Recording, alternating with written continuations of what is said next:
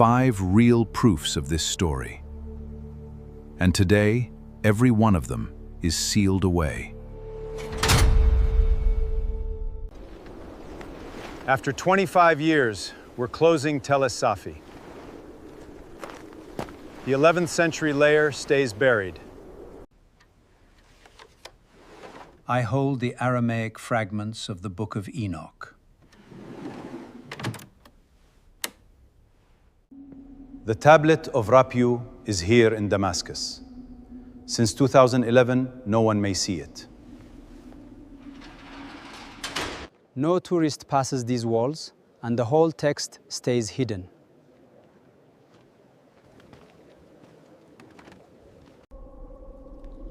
The walls of Gath still stand, and they still guard their secret. In a sealed vault in Jerusalem, under glass and climate control, rests a fragment of parchment known as 4Q531. This is not a legend or internet theory. It's one of the oldest manuscripts ever recovered by archaeology. When the Dead Sea Scrolls came to light in Qumran in 1947, 11 copies of a single forbidden book appeared.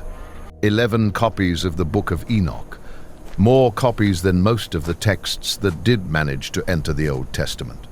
The Council of Laodicea removed that book from the Bible in 364, declaring it dangerous to the church.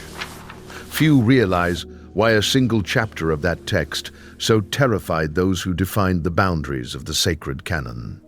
The Book of Enoch names giants individually and traces their paths after the flood, rather than discussing them abstractly.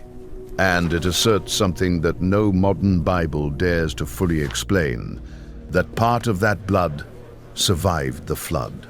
The fragment 4Q531 belongs to a different and even more unsettling work, which scholars call the Book of Giants. It is not a single piece of parchment, but rather 10 scattered fragments that specialists painstakingly gathered together. Their signatures read almost like a code: 1Q23, 1Q24, 2Q26, 4Q20, 4Q530, 4Q532, 4Q556, 4Q206, and also 6Q8. It was Lauren Stuckenbruck, the world's foremost authority on the text, who identified, catalogued, and classified them.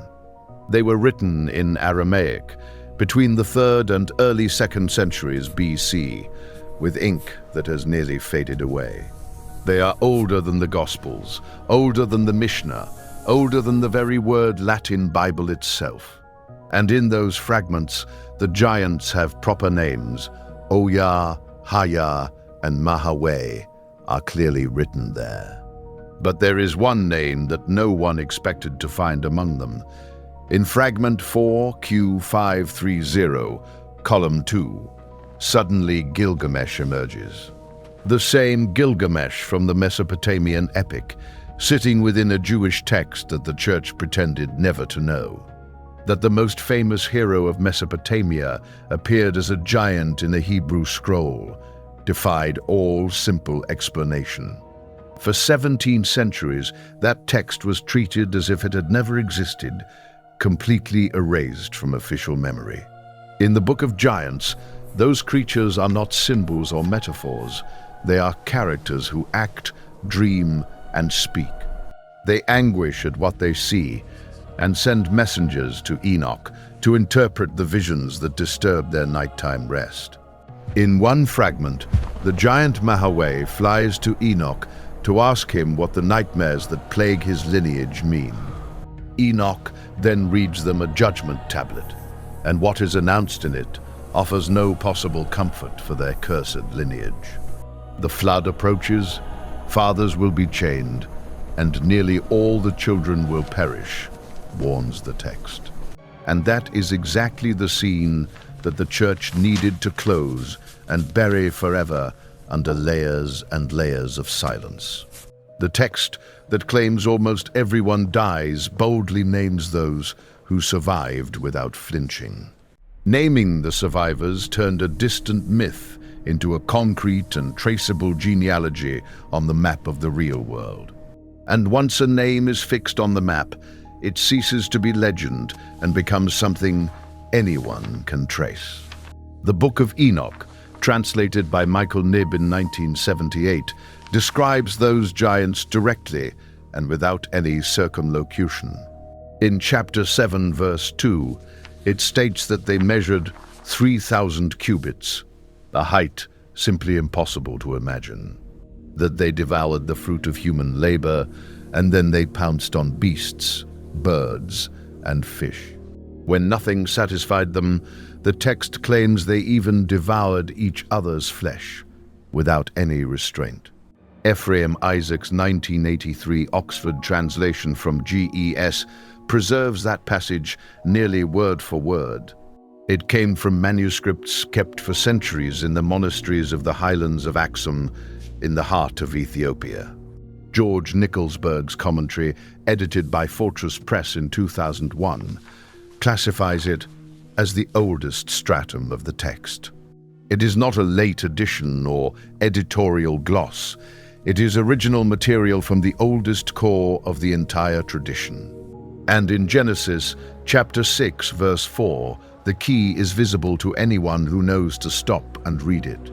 In every printed Bible, in any language since Laodicea, the phrase remains intact, exposed, and never fully explained.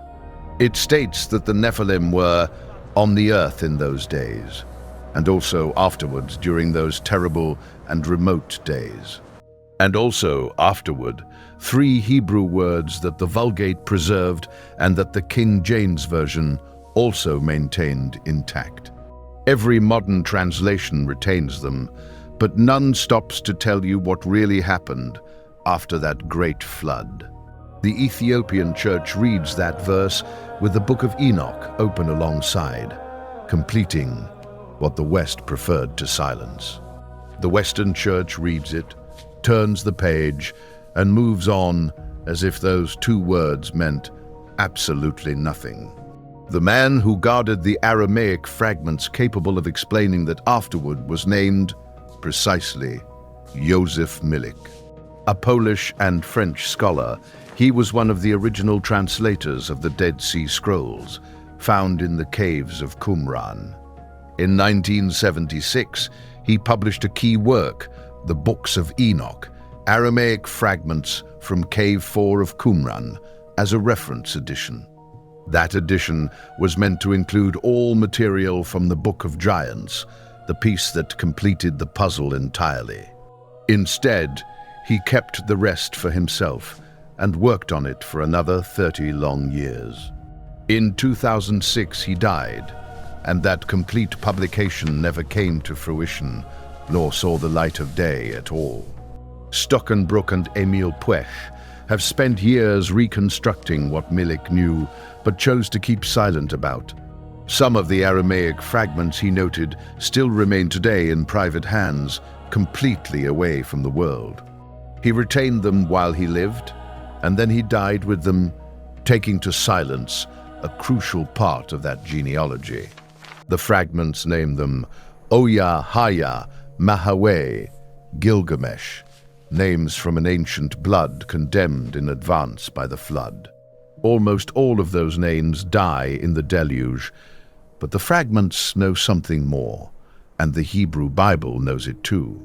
In 4 distinct passages of the Old Testament, it is confirmed that a part of that lineage did not disappear.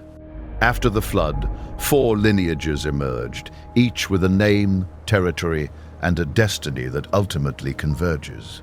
All of them end up pointing, like arrows shot separately, towards the same lost city in the Philistine plain. The first is that of the Anakim, descendants of a man named Anak, son of Arba, according to the sacred text. In Numbers, chapter 13, verse 33, the spies that Moses sent to Canaan returned completely terrified.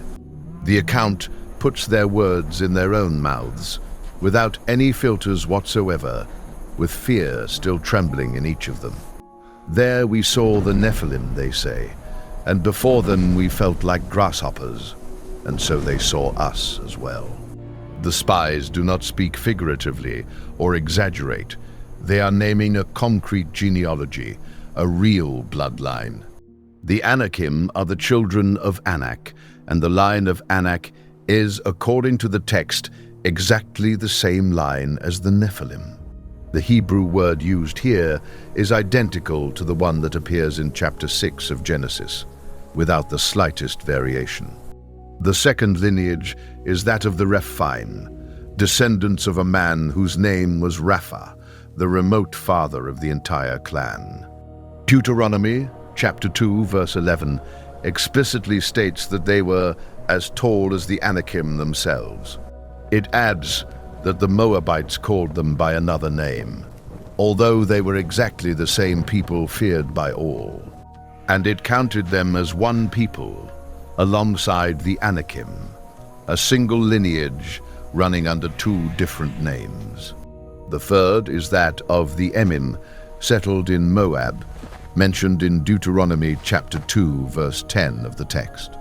A people as great, as numerous, and as tall as the Anakim, also counted among the Rephaim of the ancient world. The fourth is that of the Zamzummim in Ammon, described in Deuteronomy chapter 2, verse 20 of the same book. The text is blunt. That land was also considered a country of giants who inhabited it in very remote times.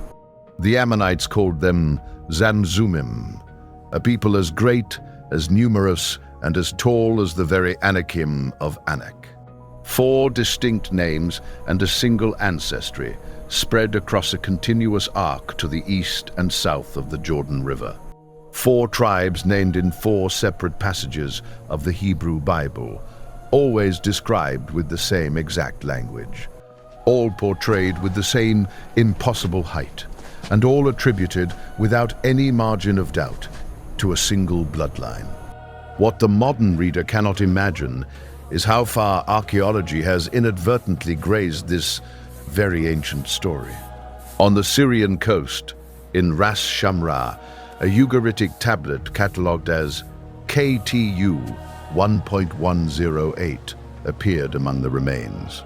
Dating back to the 13th century BC, it was penned by Canaanite scribes unfamiliar with Hebrew traditions. They had no interest in the faith of Israel, and yet they name a figure they call Rapu, King of Eternity. The tablet places him enthroned in Astarot and ruling in Edrei, 2 cities whose names are, today, unmistakable. These are exactly the 2 capitals that Deuteronomy, chapter 1, verse 4, attributes without hesitation to King Og. Og, remembered by the sacred text as the last of the Rephaim, the last known survivor of that lineage. The Ugaritic tablet predates the text of Deuteronomy by at least half a millennium in time. Same Semitic root, same geography, same people, separated by centuries but continually pointing to the very origin. In 1918, German scholar Gustav Dolmens explored the area around Amman, the ancient Rabbah of the Ammonites, in the desert. There he found a dolmen, a massive funerary structure of stone raised by the hands of a past almost unimaginable. Its dimensions matched those of the iron bed of King Og described in Deuteronomy, chapter 3, verse 11. 9 cubits long by 4 wide, that is, about 4 meters by almost 2, according to the ancient Hebrew measure. The region of Bashan, which Deuteronomy bluntly calls the land of the Rephaim, holds a secret carved in pure stone. It contains hundreds of those megalithic tombs, dolmens dated between the 5th and 3rd millennium BC Christ itself. In no other part of the Levant are they concentrated on this scale, except in a single point as concrete as it is revealing. A very similar group appears in the hills of Judea, near Hebron, among stones that no one can fully explain. And Hebron is precisely the place where chapter 13 of Numbers situates the fearsome Anakim, descendants of Anak. In 2019, Bar Ilan University professor Aren Meir made a discovery that completely transformed the academic conversation. For 25 years, he directed the excavation of Tel Es Safi, the site now identified with the biblical Gath. Under the layers that his team had already mapped, in a stratum from the 11th century before Christ, walls appeared. Fortifications built with stones twice the size of those from other sites of that Iron Age. Walls twice the usual thickness, on a scale with no true parallel in all the known Philistia of that time. In 2020, Meir published the analysis in the esteemed Journal of Biblical Literature, a key reference in the field. The article bore a revealing title, Memories, Myths, and Megaliths, a reconsideration of the giants of the city of Gath. In archaeology, such a coincidence of century and scale is rarely dismissed as a mere coincidence, devoid of meaning. The dominant academic response was cautious. It spoke of legendary tribes and simple ancient funerary architecture. Meir himself points out that no oversized skeletal remains have been recovered from the tombs found at Tel Es Safi. Agreed, but the Ugaritic scribes named the two cities of Og half a millennium before the existence of Deuteronomy. The dimensions of the dolmen match the iron bed almost to the detail, almost to the last inch of that measure. The megalithic architecture of Gath seems unusually large in the century when the narrative places King David. 4 lineages, 4 names, a single ancestry, ancient blood spread across the entire expanse of the land of Canaan. 3 of those 4 lineages vanish from the sacred text without a final scene that truly closes their story. Only one ends with a name, a city, and 4 men sent expressly to kill the last survivors. The suppression of all this begins at the Council of Laodicea, held in the year 364, after the birth of Christ. There, leaders of the church gathered in Asia Minor to delineate the limits of what the empire would call Scripture.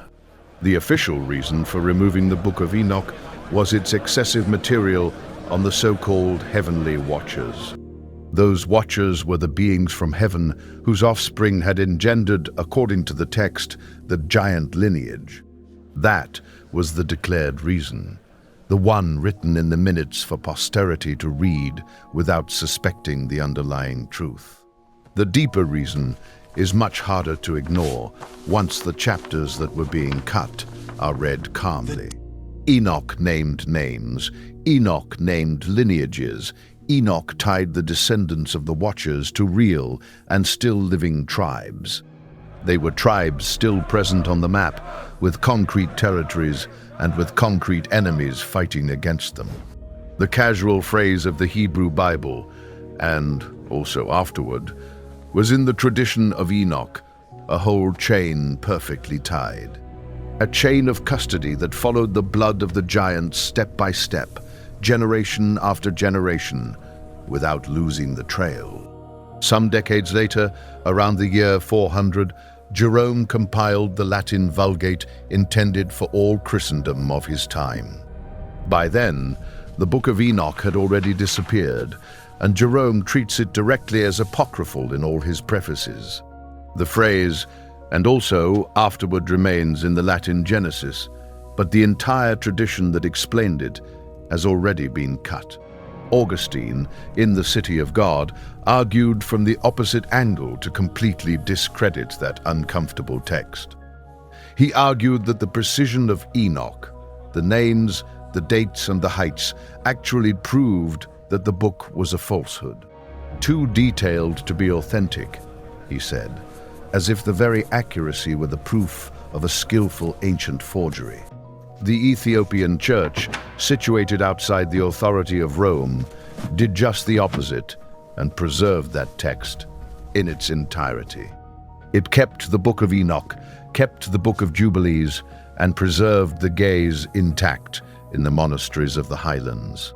Among those collections is that of the Church of Our Lady, Mary of Zion in Axum, guarded and closely sealed.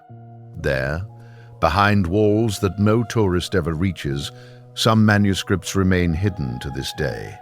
In 1773, the Scottish traveller James Bruce returned to Europe with 3 G.A.'s manuscripts of Enoch, obtained in Ethiopia. They were deposited in the Bodleian Library of Oxford, with the signatures Bruce 74 and Bruce 93. The first scholars from Oxford who came to read them were profoundly unsettled by everything they found. The geography of the giants' passages was said to be completely at odds with the established tradition. The fragments that linked the children of the Watchers with very concrete tribes were treated as mere late additions. That judgment was enshrined in 1906 when Robert Henry Charles published the English edition that became a reference. Charles flattened the chapters that linked survival after the flood with those very concrete and real Hebrew tribes.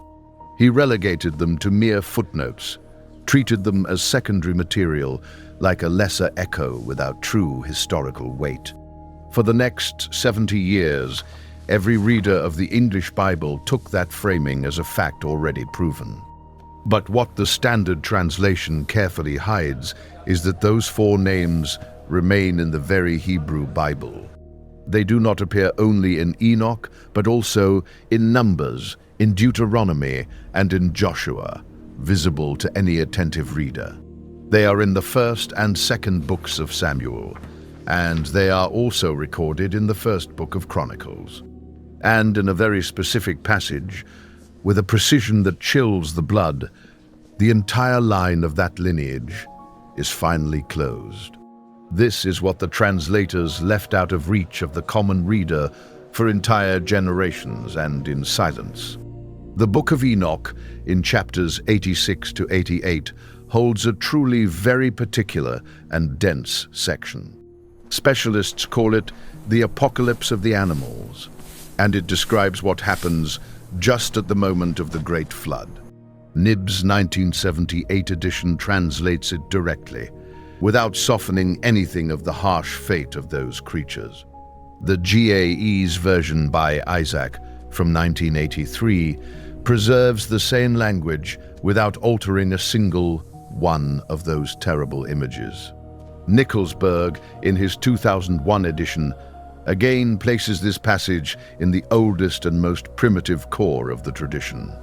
The passage describes the Watchers chained, the flood arriving inexorably, and the giants finally being destroyed. And then, in a clause that Charles treated as marginal in 1906, something appears that they simply preferred not to teach. A remnant of the descendants of the Watchers survives through a means that the Church found too shameful to recount. Most pulpit Bibles never cite that chapter, as if it had never been written in history. What the Hebrew Bible does in its place is even bolder and more direct. It names, one by one, all the survivors. In Joshua chapter 11, verse 22, the text reaches a clarity that cuts the air like the edge of a blade. The account states, with a clear voice of judgment, that no Anakites remained in all the land of Israel's children. Only in Gaza, in Gath, and in Ashdod were some left, it says, precisely pointing out where the blood managed to survive. Joshua names the cities, Gaza, Gath, and Ashdod, 3 strongholds where that ancient lineage still endures.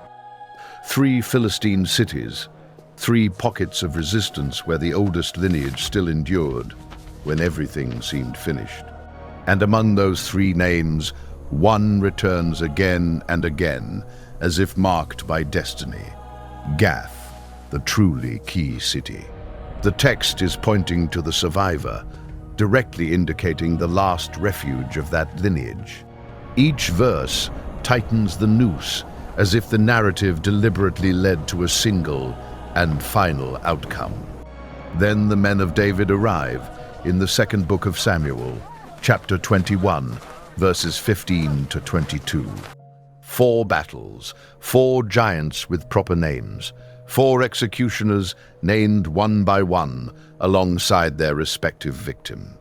The first is Isbi-Benob, a descendant of Rapha, the man whose name ultimately became the name of the Rephaim lineage. He carries a bronze spear that weighs about 3.5 kilos and even threatens to kill King David himself. Abishai, son of Zeruiah, knocks him down just before the threat is fulfilled, thus saving his lord's life. The second is Saph, also called Sipai in the parallel passage of the first book of Chronicles, chapter 20 of the text. Sibbecai, the Hushathite, kills him in Gob, thus adding the second death in this cruel hunt against the oldest blood. The third is Lami, the brother of Goliath, explicitly named in Chronicles chapter 20 verse 5. Elhanan, son of Jair from Bethlehem, strikes him down, closing another chapter of blood in this relentless pursuit. The man who killed Goliath's brother came from Bethlehem, exactly the same village from which the young shepherd David came. The same boy who years earlier had come from Bethlehem to confront and also bring down Goliath himself. The fourth giant has no name in the text, but his description is simply impossible to forget or overlook. A man of enormous stature, with 6 fingers on each hand and 6 toes on each foot, 24 fingers in total, and counted. He challenges Israel with arrogance, and Jonathan, son of Shimea, David's brother, finally brings him down in that battle. 4 sons of Rapha, 4 deaths, a single city, Gath, the absolute final point of that extensive genealogy. These 4 were descendants of Rapha in Gath, and they fell at the hands of David and his men, the text literally states. That is the closing line of chapter 21 of the second book of Samuel, an authentic verdict with no appeal. The Hebrew Bible is closing the book of accounts, settling a blood debt that had remained open since the flood. Each blow is recorded alongside its executor, as if someone wanted to leave an exact record of that ending. Some researchers have tried to soften all this and reduce it to a mere echo of an exaggeratedly told past. Mayer himself, in his 2020 article, argues that the tradition of Goliath actually arose from the architecture itself. He claims that the Cyclopean stones of Tel Es-Safi inspired the legend rather than coming to confirm it as something real. That is the cautious academic position, the one that avoids asserting more than what the cold stone can hold. But the writing is not naming the memory of stones. It is naming, one by one, 4 concrete individuals. 4 separate battles, with 4 assigned Israeli warriors, each of them assigned to a very specific death. It is a list of targets, a record of casualties, and not the vague exaggeration typical of a mere ancient popular tradition.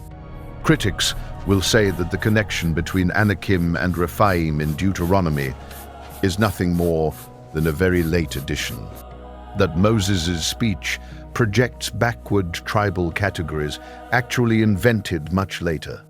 Perhaps, but that tablet of Rapu precedes the speech of Deuteronomy by 5 long centuries, impossible to project.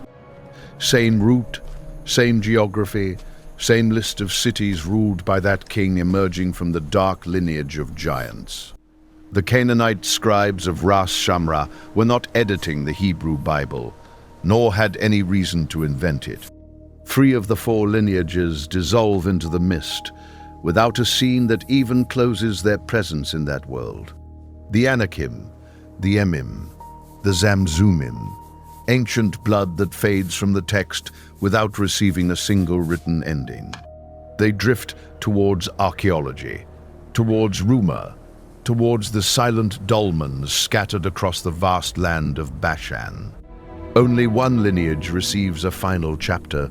Only one line obtains 4 names, 4 executioners, and a marked city. No other lineage in the Bible receives such a detailed, surgical closure, so loaded with evident intention. And the 4 corpses fall in the writing just where the Book of Giants and Enoch would have predicted it centuries before. And here is where history stops being merely ancient and becomes disturbingly current, almost painfully present. In 2019, Mayer's team at Tel Es Safi exposed a layer securely dated to the 11th century before Christ, the exact century in which the narrative of David places these battles in the city of Gath, without deviating even a bit.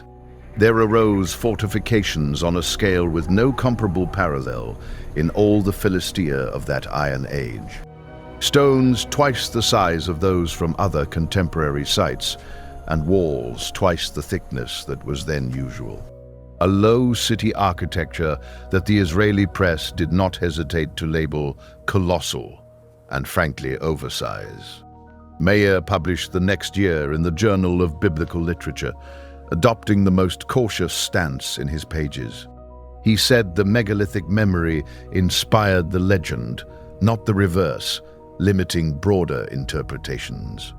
Then, in 2021, after 25 years of campaigning, the project announced its final complete excavation season there. Mayer himself publicly declared that any future work would be, from then on, very severely limited. The 11th century layer, featuring large fortifications, is only partially excavated and still lies underground today. The Ugaritic tablet of Rapu, KTU 1.108, has long rested in the National Museum of Damascus. Access to it has been practically closed since the moment the Syrian civil war broke out in 2011. International researchers have been without reliable access to the collections kept in Damascus for over a decade. The tablet is intact, it is perfectly catalogued, and yet it remains out of reach for any scholar. The unpublished Aramaic notes of Milik on the Book of Giants remain scattered today between the cities of Paris and Rome. Stuckenbrook and Puech have reconstructed much, but not all, and a part of the trail continues lost in the shadow of time. The fragments he noted and never published remain in files closed to the public to this very day. The Dolmens of Bashan, hundreds of them, stretch across the land that the Hebrew Bible bluntly calls the land of the Rephaim. They lie in a political geography that has remained, in fact, inaccessible to systematic exploration for decades. The largest group is found in the Golan Heights and in Jordanian territory, just east of the course of the Jordan River. Dolmens' study from 1918 remains the reference because no one has attempted another comparable since that distant year. Every physical anchor of this story seems to have become unreachable just when it would be most needed to examine it well. 5 points, 5 physical anchors, 5 pieces of the same puzzle scattered today across different places in the world. There are the fortifications of Gath, the tablet of the Rephaim in Damascus, and Milik's notes kept in Paris. There remain the dolmens of Bashan and the Je'ez manuscripts guarded behind the walls of Axum in the highlands of Ethiopia. Each of them is entirely real, each is properly documented, and none is a mere literary invention. And each has remained, in fact, closed to new studies for a period of between 5 and 50 long years. The text is in the manuscripts, the fortifications are in the land, and the names are written in the writing. And the lower stratum of Gath remains there, beneath the soil, silently waiting for someone to finally return for it. Now it is important to be clear and honest, so that no one confuses this story with a fantasy without any real foundation. No one claims that David hunted hybrid demons across the Philistine plain, armed only with a simple shepherd's sling. The Book of Enoch is not a war report from the Iron Age, drafted on the very dusty battlefield. The Book of Giants is not a target dossier filed by a supposed intelligence network of the ancient world. But what the text describes, read carefully alongside the 4 passages that name the lineages, fits in a rare way. It fits alongside the Ugaritic tablet that names the 2 cities of King Og by their exact name, without even hesitating. It fits alongside the Dolmens, whose measurements almost precisely reproduce the iron bed described in the sacred text. It fits alongside fortifications in Gath that far exceed the human scale of any neighboring construction. Everything aligns in a way that no other explanatory framework ever manages to justify with the same astonishing clarity. What we must face is simply the simplest explanation capable of encompassing all the evidence at once. The fragments of the Book of Giants rest in Vault 19 of the Shrine of the Book in the city of Jerusalem. Under glass, catalogued across 10 manuscript numbers, guarded with a care that borders on the almost religious. The complete Book of Enoch in Ge'ez rests in the library of the Monastery of Our Lady of Zion, in the city of Axum, behind walls that tourists never reach, in the highlands of Ethiopia, far from the gaze of the West. Milik's unpublished Aramaic notes remain scattered between Paris and Rome, never fully gathered during his lifetime. The tablet of Rapu remains in the National Museum of Damascus, trapped behind the heavy lock of a long civil war. The lower fortifications of Tel Es-Safi lie half excavated in the ground, at some point between Jerusalem and Ashkelon. With no excavation equipment planned to return, the most revealing stratum of all awaits in silence beneath the earth. The 4 names remain in the writing: Isbi Benob, Saf, Lami, and the nameless giant with his 24 fingers. The Dolmens of Bashan, ancient and silent, stand as witnesses to a world that has long since vanished from the land. The fortifications of Gath still stand, still oversized, still not fully excavated, still guarding their old secret. Ancient blood, the phrase, and also afterward remains intact today in Genesis chapter 6, verse 4 of the text.